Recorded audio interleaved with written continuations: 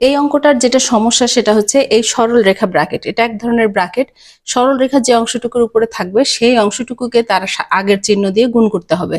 তার মানে আগে যে অংশ যা ছিল তাই থাকবে, সেখানে শুধু মাইনাসটা দিয়ে গুণ করে দিতে হবে। এই মাইনাস দিয়ে যদি আমরা a-1 কে গুণ করি তাহলে কি হবে, এই যে ফার্স্ট ব্র্যাকেটে a ছিল, মাইনাস দিয়ে গুণ করি মাইনাস a, এই মাইনাস দিয়ে যদি এই মাইনাসকে গুণ করি তাহলে কত হবে, মাইনাসে মাইনাসে এই মাইনাসে +1, এইটুকুই শুধু এখানকার কাজ।